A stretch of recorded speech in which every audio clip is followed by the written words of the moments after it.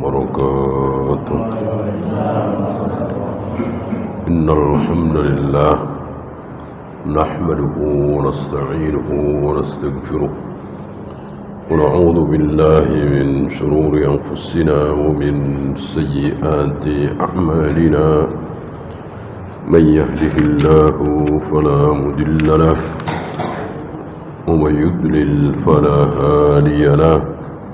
أشهد أن لا إله إلا الله وحده لا شريك له وأشهد أن محمدا عبده ورسوله وبعد. Kita sampai pada seorang sahabat yang menangis siang dan malam, bersedih luar biasa. Gara-gara apa kemarin? Tidak bisa ngomong pelan. Kalau ngomong selalu keras.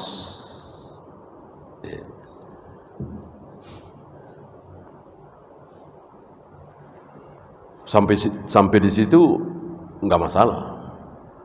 Sebelum turun ayat ini, ya ayyuhalladzina amanu la tarfa'u aswatakum fawqa sautin nabi.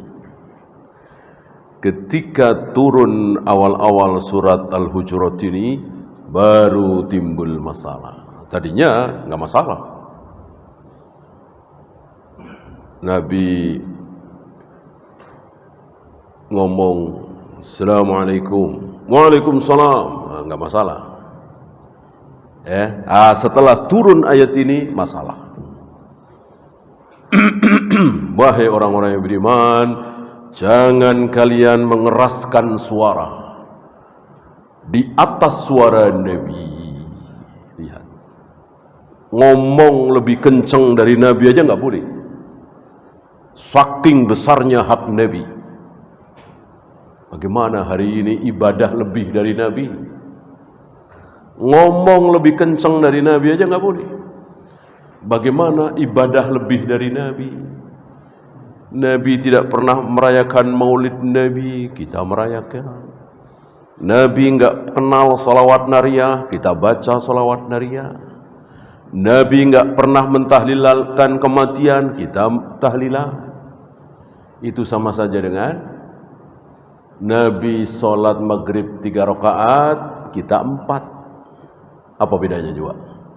Nambah dari Nabi sallallahu alaihi wasallam, enggak mungkin. Kurang dari Nabi mungkin, kemarin sudah kita bahas. Adapun lebih tidak boleh. Pasti sesat, pasti bid'ah, pasti terancam neraka. Kalau lebih dari Nabi boleh. Berarti boleh dong salat subuh 3 rakaat.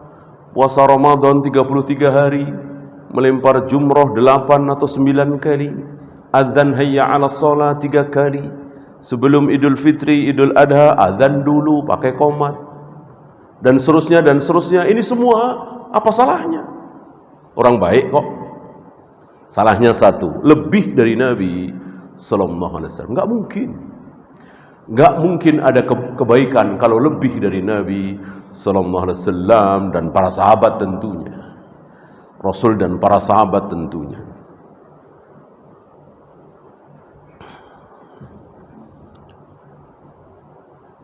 Wala tajharu lahu bil qaul. Jangan mengeraskan suara kajahri ba'dikum li ba'din. Sebagaimana satu sama lain di antara kalian saling mengeraskan, enggak masalah. Woi, teriak, memanggil, enggak masalah. Untuk Nabi sallallahu alaihi wasallam haram. Apa ancamannya? Apa kemarin? An tahbata a'malukum wa antum la tash'urun. Hapus amal-amal kalian. Sama dengan berbuat syirik, hapuskan amal. Mengerikan sekali. Berbuat syirik kan, hapus amal kita. Ini antahbatu a'malukum, terancam. Nah, salah satu sahabat bernama Sabit bin Qais tidak bisa ngomong pelan, ngomongnya keras. Setelah turun ayat ini ketakutan dia, khawatir keceplosan ngomong keras di hadapan Nabi, lebih keras suaranya dari suara Nabi sallallahu alaihi wasallam. Maka dia tidak berani keluar rumah, menangis siang malam. Ya.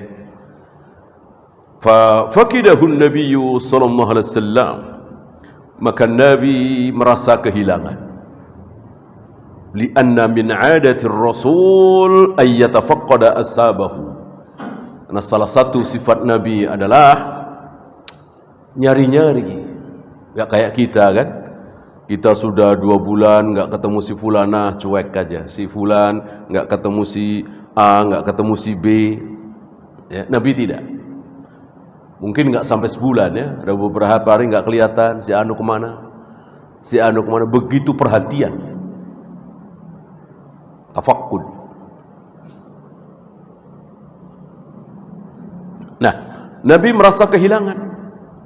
Beberapa hari tidak bertemu dengan siapa tadi? Thabit bin Qais. Thabit bin Qais.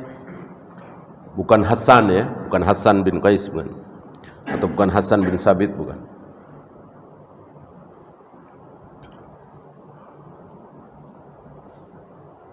Kemana Hasan bin Sabit? Dijawab, ya Rasulullah, innar rajula mundu anzalahullahu ta'ala hadhihi al-ayata wa huwa fi baitihi yabki laylan wa naharan. Ya Rasul, semenjak turun awal surat Al-Hujrah itu, larangan meninggikan suara di atas suaramu, dia nangis siang malam di rumah, khawatir takut bertemu dengan engkau, suaranya lebih tinggi dari suaramu. Waqala an-nabiy sallallahu alaihi wasallam, idhhab fad'uhu li. Pergilah, panggil dia kemari. Panggil dia untukku. Fa'ata an-nabiy sallallahu alaihi wasallam faqala lahu. Setelah didatangkan, berada di hadapan Nabi alaihi salatu wassalam, Nabi bertanya, ma yubkika ya Thabit? Apa yang menyebabkan engkau menangis wahai Thabit?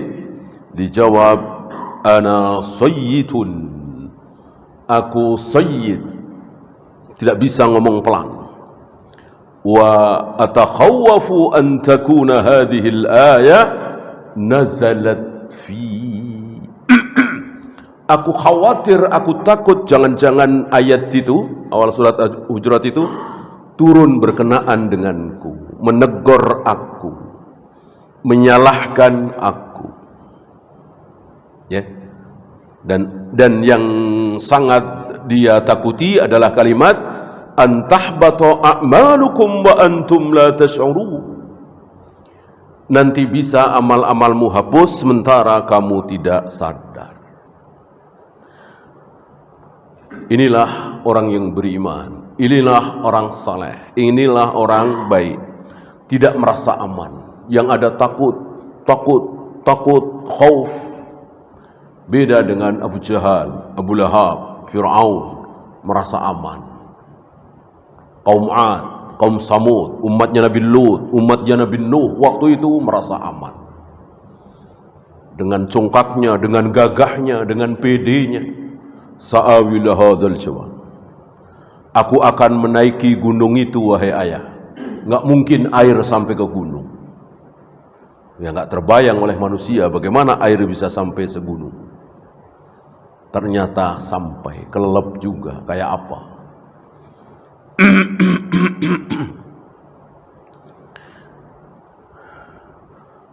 Faqala an-nabiy sallallahu alaihi wasallam, lalu Nabi bersabda menghibur Sabit, amma tarda an ta'isha hamidan wa tuqtala syahidan wa tadkhulal jannah.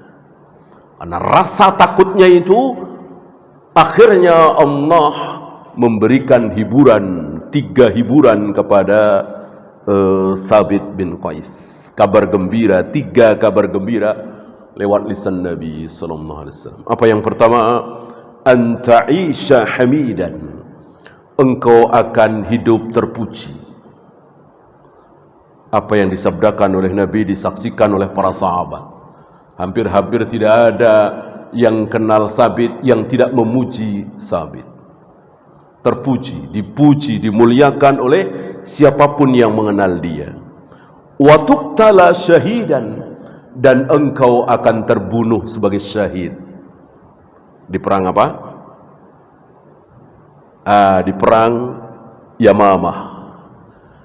Di perang Yamamah antum tahu, perang antara kaum muslimin dan pasukan Musailamah Al-Kadzab yang mengaku sebagai nabi itu.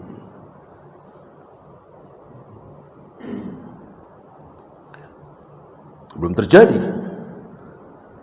Ya. Perang Yamamah belum terjadi, Nabi masih hidup. Nabi sudah mengatakan wa tuqtala syahidan, engkau akan terbunuh secara syahid. Yang terakhir wa tadkhulal jannah, dan engkau akan masuk surga. Gara-gara takut justru dihibur oleh Nabi sallallahu alaihi wasallam. Sebaliknya, orang-orang yang merasa tenang, merasa hebat, merasa aman, justru dia ditakuti. Maka jangan kita terus merasa aman. Kullu man khafa min Allah amina. Siapapun yang takut terhadap Allah, dia akan aman. Fa huwa baqiya fi baitihi khaifan min Allah. Dia terus tinggal di dalam rumah karena takut kepada Allah. Walakin ammanahullah, tapi justru Allah memberikan keamanan kepada dia. Pasti mati syahid, pasti hidup dengan mulia, terpuji, dan pasti masuk surga. Walihada yajibu alaina wujuban an nashhada anna Thabit ibn Qais min ahalil jannah. Sebuah kewajiban bagi kita menyatakan, meyakini bahwa Thabit bin Qais pasti masuk surga. Tidak boleh kita ragu. Ini jangankan Rasulullah, para nabi, para rasul, para sahabat saja pasti. Pasti, nggak boleh kita ragu. Pasti masuk surga. Ya, bagaimana ada seorang dai, ada seorang profesor, doktor mengatakan surga itu hak prerogatif Allah.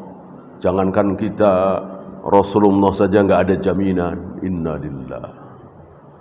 Innalillah. Ini sempurna sekali kebodohan si profesor doktor ini. Berapa ayat yang dia tolak, berapa hadis yang dia tolak. Orang mengenal dia sebagai ahli tafsir, tapi kalimatnya kotor sekali. Ya, nggak ada jaminan Rasulullah masuk surga. Innalillah. Ya, banyak sekali ayat hadis yang memastikan, menjamin beliau pasti masuk surga.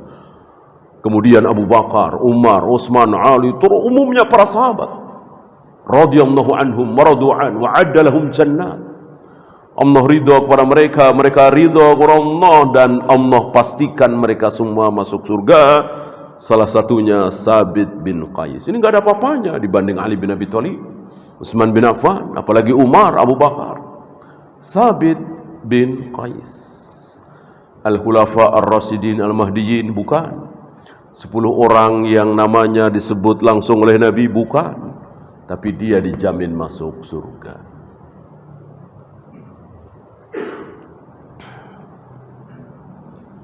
Lianna an-nabiyya sallallahu alaihi wasallam akhbara bihadza. Ini dikabarkan oleh Nabi. Mana mungkin khabar dari Nabi salah? Kalau beliau mengucapkan salah, ya bukan Nabi beliau, bukan Rasul. Seluruh ucapan yang keluar dari lisan beliau adalah dari Allah. Wa ma yantiqu anil hawa in huwa illa wahyu yuha.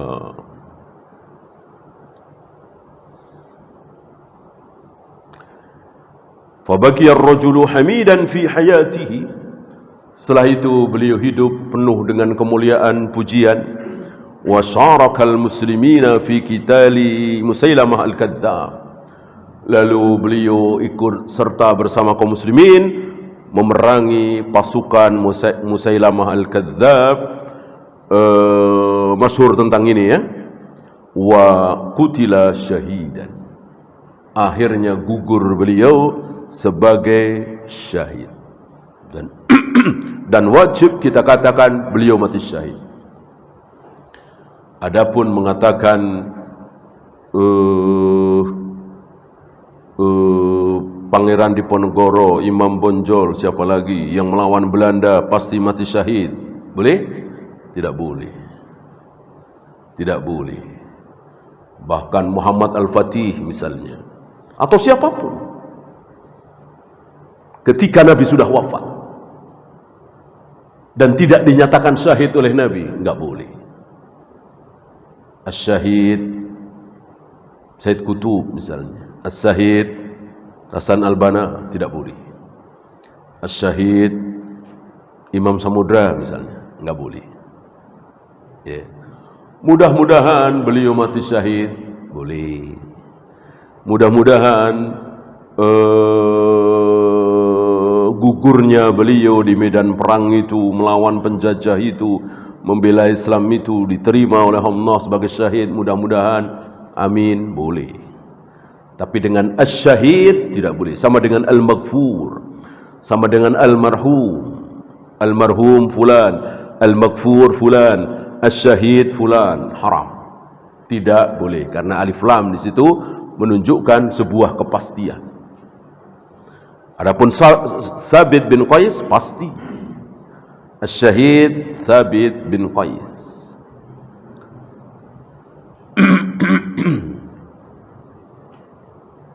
As-syahid Umar bin Al-Khattab, As-syahid Utsman bin Affan, As-syahid Hamzah. Memang Nabi yang mengatakan beliau-beliau ini mati syahid. Adapun selain Nabi tidak boleh. Cukup dengan doa. Kemudian ada kisah sepeninggal Nabi. Kisah ini agak unik ya. Saya bacakan. Ini menyangkut Sabit bin Qais ketika terbunuh dalam perang Yamamah tadi. Waqa'at fi qissatihi aidan mas'alatun ghoribatun. Unik, aneh kisah ini. Marra bihi ahadul junud wa huwa mayyitun. Ketika Sabit bin Qais ini sudah gugur, meninggal, ada satu pasukan yang melewati mayatnya Sabit bin Qais. Wa ala Sabit dir'un jayyidun. Dan waktu itu Sabit mempunyai baju besi yang bagus. Baju besi kan mahal.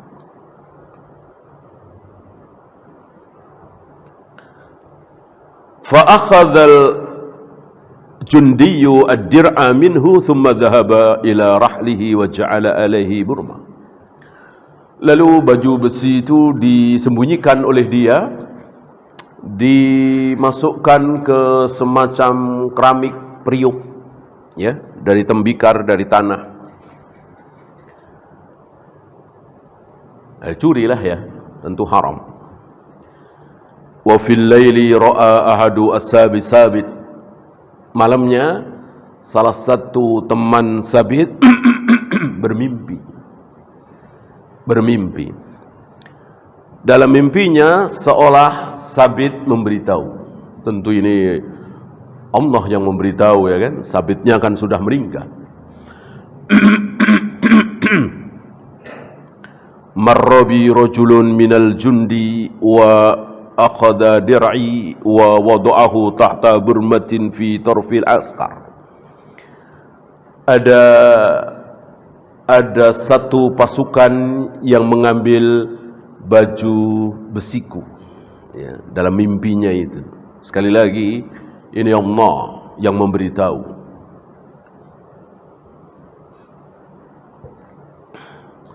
Lalu baju besi itu dimasukkan ke Burma, periuk, dan itu di ujung pasukan ya, paling ujung, di dekat kuda yang kakinya terangkat satu. Hewan berkaki 4 itu kadang-kadang satu kakinya cacat atau pincang atau sakit, terangkat gitu. Ya, sering kita mendapati apa kambing, apa anjing, apa kucing, apa kuda itu kakinya 4, yang menempel itu 3 ketika berhenti. Satunya terangkat karena sakit atau cacat atau apa. Falamma asbaha ar-rajulu alladhi ra'a hadhihi ar-ru'ya akhbara biha al-qa'ida Khalid bin al-Walid. Pagi harinya si fulan yang bermimpi itu lapor kepada panglima pasukan. Siapa? Khalid bin Walid.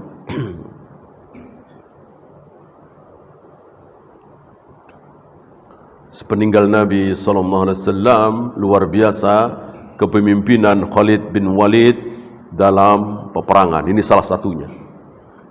Ya. Kemudian di perang Yarmuk luar biasa Khalid bin Walid memimpin pasukan.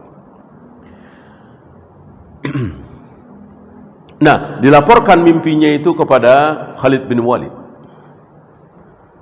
Lalu Khalid mengutus seseorang untuk datang ke tempat yang ditunjukkan dalam mimpinya itu. Ya. Ketika itu didatangi, betul.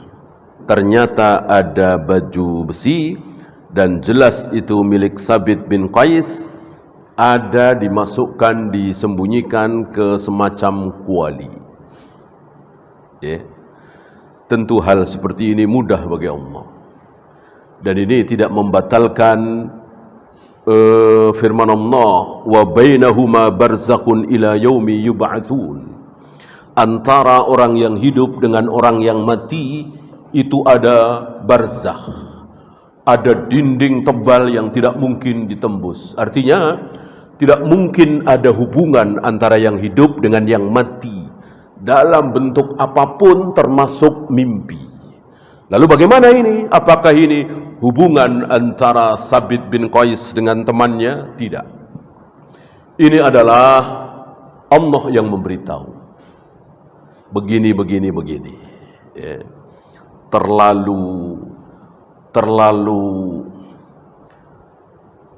Terlalu kecil bagi seorang Sabit bin Qais yang insya Allah sudah sampai kenikmatan, ya, setelah mati, walaupun belum sampai surga yang sesungguhnya, untuk membahas, memikirkan tentang baju besi.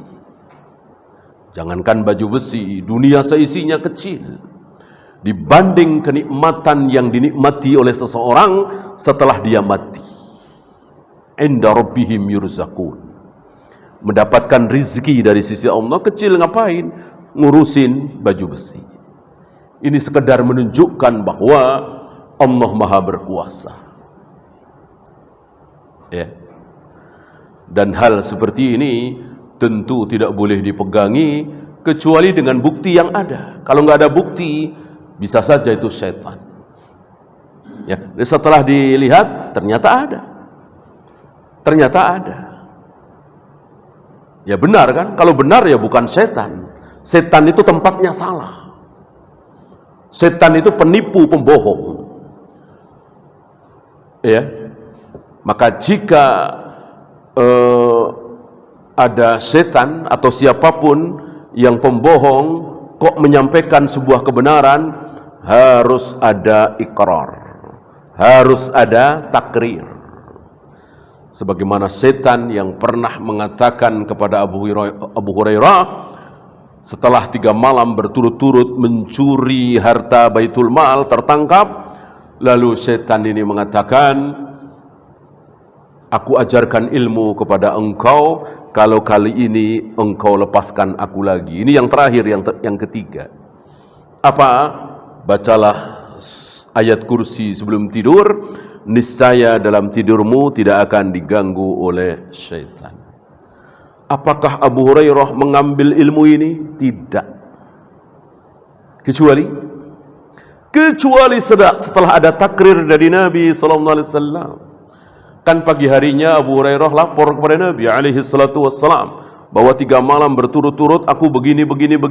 Kata Nabi, yang dia katakan benar, walaupun dia kadzdzub, walaupun dia pendusta. Apa? Takrir. Ada takrir, ketetapan dari Nabi alaihi salatu wassalam. Kalau Nabi tidak bicara seperti itu, ya tentu Abu Hurairah tidak mau mengambil ilmu dari siapa. Waktu itu Abu Hurairah nggak tahu kalau itu jin. Kan menampakkan diri dalam bentuk manusia. Kakek tua miskin mencuri makanan di Baitul Mal. Ya. Maka jika tidak ada takrir, tidak boleh kita yakini sebagai sebuah kebenaran.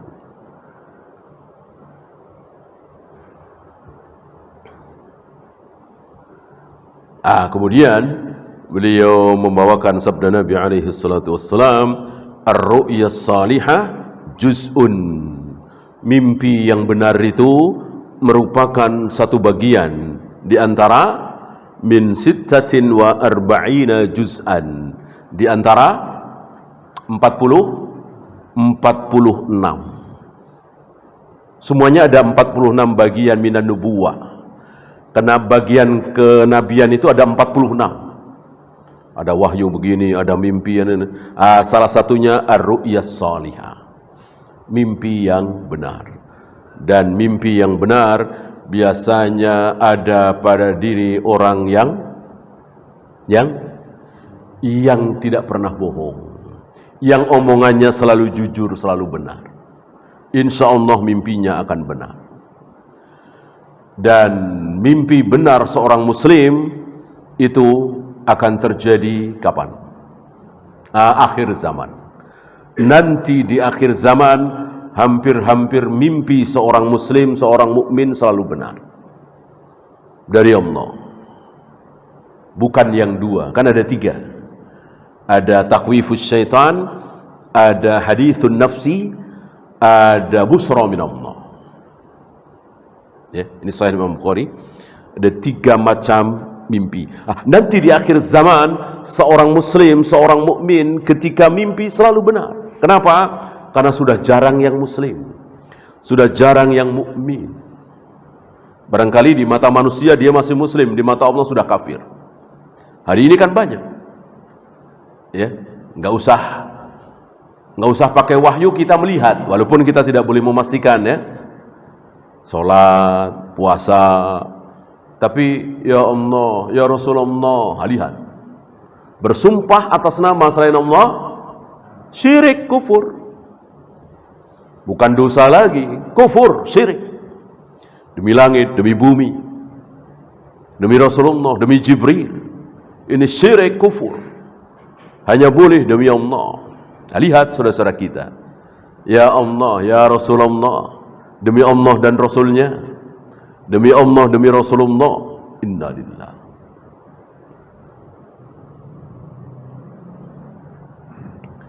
Masih salat, masih puasa, bahkan sering haji umrah. Tapi kadang-kadang dia minta kepada wali-wali yang sudah mati. Dia panggil-panggil wali fulan, wali fulan. Dia panggil-panggil Rasulullah, ya Rasulullah, ya Nabi Allah. Ya. Di mata orang awam dia masih muslim, masih mukmin. Pada hakikatnya kan telah kufur, syirik. Hanya kan kita tidak boleh mentakyin. Ya, terancam kufur, terancam syirik.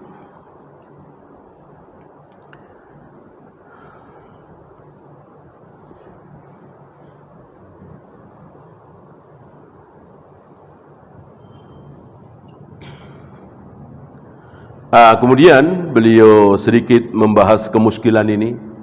Masuk mengambil sesuatu berdasarkan mimpi. Beliau menjawab, enggak masalah. Karena sekali lagi, tidak semua mimpi itu dari syaitan. Ada yang dari syaitan.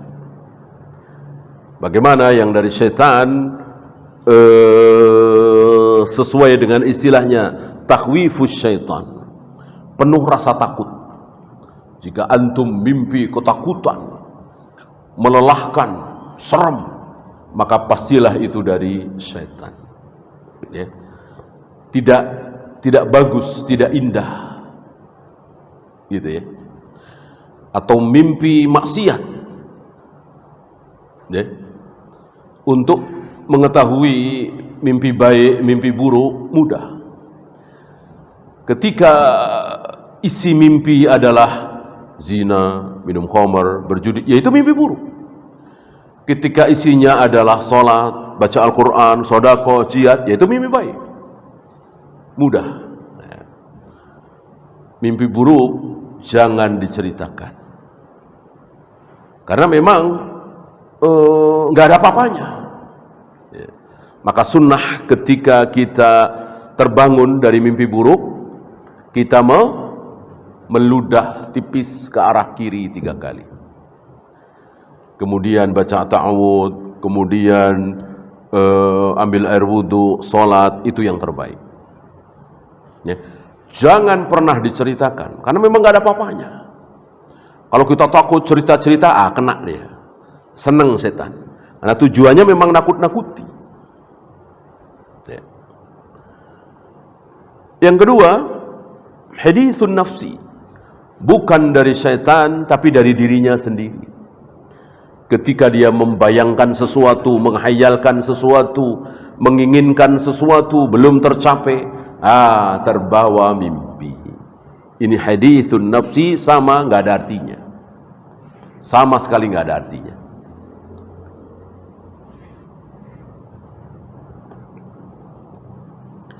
Yang terakhir, busra minallah.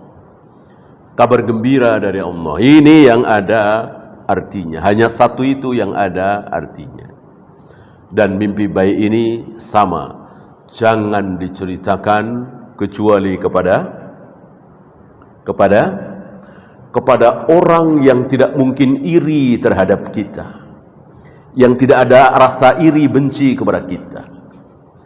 Mengambil dalil larangan Nabi Yakub kepada putranya Yusuf untuk menceritakan mimpinya itu.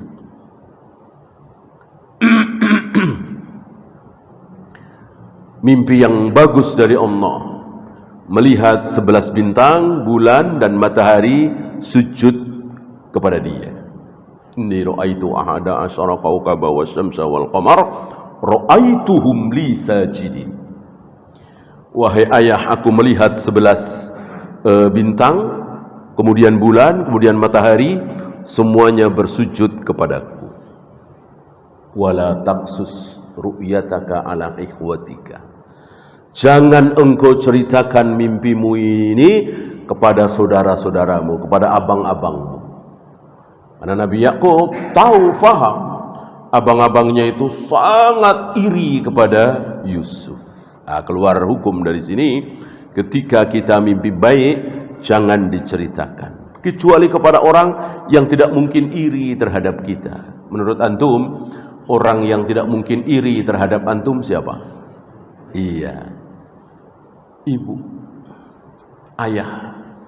Orang tua insya Allah nggak mungkin iri terhadap kita. Ya, misalnya beliau dagang, sembako laris, kita juga dagang sembako lebih laris. Kita kira-kira ibu kita iri apa bangga? Bangga luar biasa seorang ibu, ya. Dia lomba dengan anaknya menang, bangga dia, bahagia. Itulah ibu, itulah ayah. Beda dengan saudara. Justru yang sangat menonjol irinya itu biasanya saudara. Bisa teman, bisa tetangga.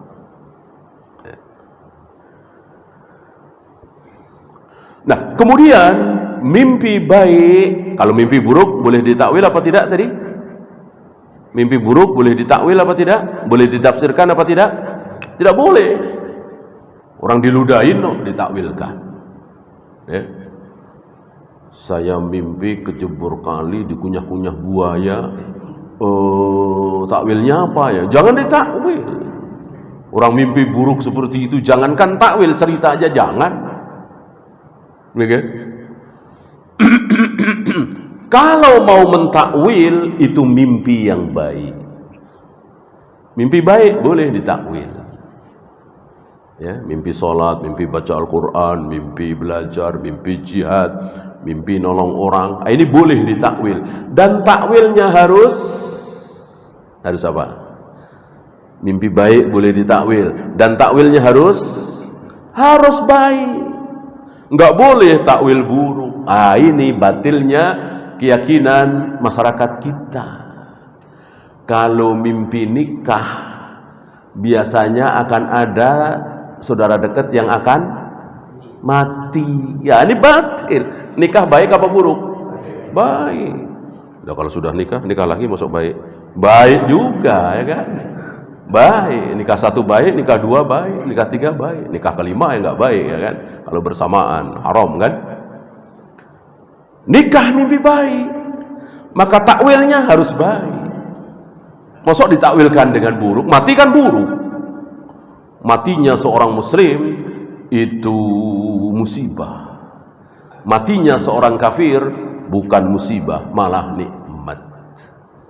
Maka Nabi tidak mengucapkan inna lillahi wa inna ilaihi raji'un ketika dilapori oleh Ali bin Abi Thalib bahwa paman beliau, ayah Ali, Abu Thalib, meninggal. Manusia yang sangat dekat dengan beliau, sangat berjasa kepada beliau, sangat dicintai oleh beliau, tapi karena mati dalam keadaan kafir, enggak ada keluar kalimat inna lillahi wa inna ilaihi raji'un. Karena inna lillahi wa inna ilaihi raji'un diucapkan ketika kita tertimpa musibah. Sementara matinya seorang kafir tidak musibah, karena kafir dan mukmin itu sudah dicap oleh Allah. Enggak mungkin.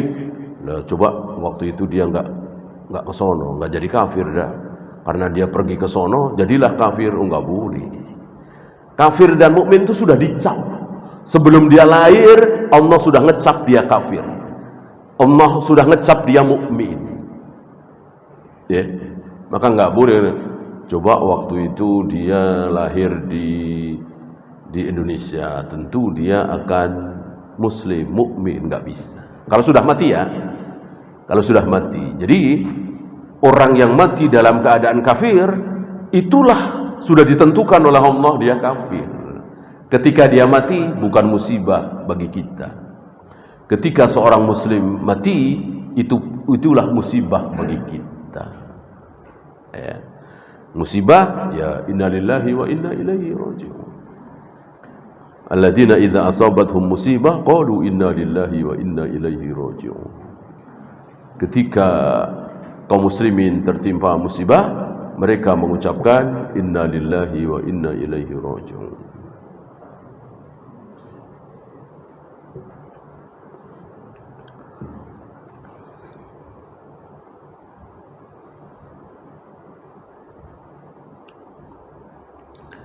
Ini sedikit tentang mimpi berhubungan dengan Sabit bin Qais, dan beliau membawakan ayat ini dengan maksud jangan pernah menambah syariat Nabi sallallahu alaihi wasallam. Walaupun penambahan itu bagus. 2 jadi 3, bagus. 3 jadi 4, bagus. Berapa mengeluarkan? 2,5%. Tambah ya 3%. Secara akal bagus. Tidak boleh. Zakat kok lebih dari 2,5%? Ya tidak boleh. Zakat kok lebih dari tiap tahun? Tidak boleh. Lah, bukannya itu lebih baik? Itu dia. Syariat tidak boleh ditambah-tambah. Maka para a'immah sepakat bahwa zakat amaliyah, zakat profesi bid'ah. Karena tiap bulan dokter direktur, dirut, komisaris, sebulan dapat gaji 100 juta misalnya, langsung diambil 2,5%, langsung dikeluarkan zakatnya 2,5%. Bid'ah. Ya. Karena lebih dari Nabi SAW. Nabi menetapkan dalam zakat itu ada, selain ada nisab, ada haul. Apa haul? Setahun sekali, bukan sebulan sekali, 2 bulan sekali. Bukankah itu bagus? Silahkan, asal jangan bawa-bawa nama zakat. Kalau bawa-bawa nama zakat, ini syariat. Syariat Allah dan Rasulnya tidak boleh ditambah. Jangankan ditambah, lihat, bersuara lebih keras dari suara Nabi, haram, terancam amalnya hapus. Bagaimana menambah-nambah? Astagfirullah, astagfirullah, astagfirullah. Itu yang diucapkan oleh Nabi setelah Assalamualaikum warahmatullahi, Assalamualaikum warahmatullahi. Nah, maka para imam tidak menyukai, bahkan membid'ahkan Astaghfirullahaladzim. Yang dicontohkan oleh Nabi cuma astagfirullah, astagfirullah, astagfirullah, Allahumma antas salam, dan seterusnya. Tambahan al-azim bukan dari Nabi SAW. Maka itu bid'ah. Kullu bid'atin dalalah wa kullu dalalatin finnar. Terancam neraka. Padahal kan bagus. Astagfirullah bagus, astagfirullahalazim tentu lebih bagus. Tapi karena lebih dari Nabi itu. Kecuali yang tidak Nabi contohkan. Nunggu kereta datang, nunggu jadwal pesawat, astagfirullahaladzim, astagfirullahaladzim, wa atubu ilaih. Boleh enggak? Ya boleh. Ini kan enggak dicontohkan oleh Nabi, bukan ibadah mahdhah, beda dengan habis sholat itu. Nabi mencontohkan, kita harus ikuti Nabi. Mau makan, mau minum, mau wudu, bismillah apa? Bismillahirrahmanirrahim. Bismillah. Nabi tidak menyebut lafaz Ar-Rahman Ar-Rahim, cukup bismillah. Apa yang dicontohkan oleh Nabi tentu yang terbaik. Enggak boleh kita melawan contoh dari Nabi itu dengan akal kita. Kalau pakai akal, iya, namanya bismillahirrahmanirrahim, ya lebih baik dari bismillah.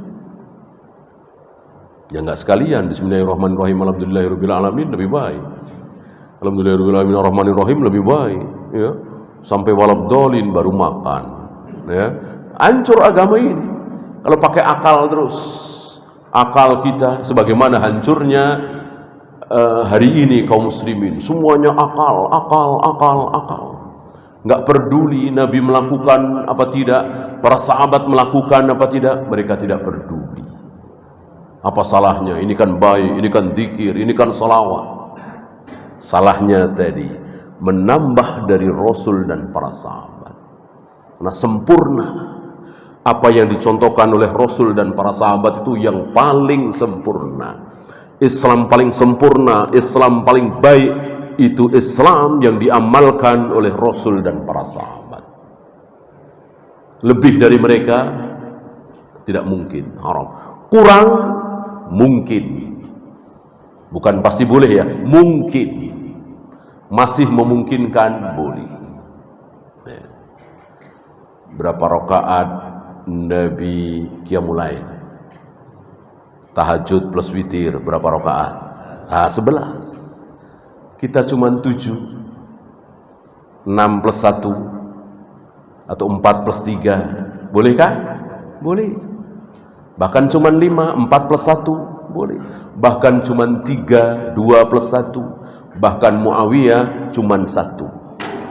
Itu pun dilakukan setelah Ba'diyah Isya. Itu pun di Mesir. Ketika sebagian orang mencibir Muawiyah, kok begitu? Dibela oleh Ibnu Abbas. Ini salah satu sunnah. Ketika seseorang tidak yakin nanti malam akan bangun apa tidak, maka sholatlah witir sebelum tidur. Boleh dilakukan di masjid. setelah ba'diyah isya. Ya. Berarti boleh kurang kan? Boleh kurang.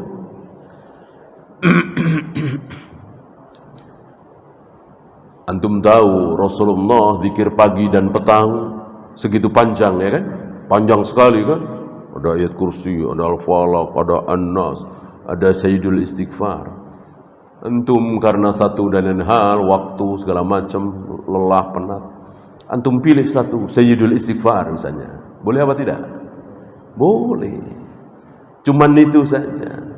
Atau Anas, al-falaq, ya, kulhu, masing-masing 3 kali. Bolehkah? Boleh.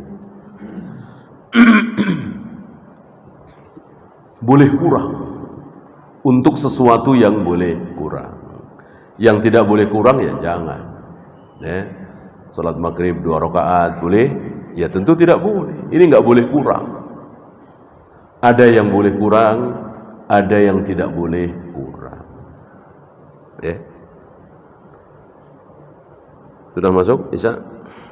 Belum ya? Kita lanjutkan sedikit tentang mimpi ya.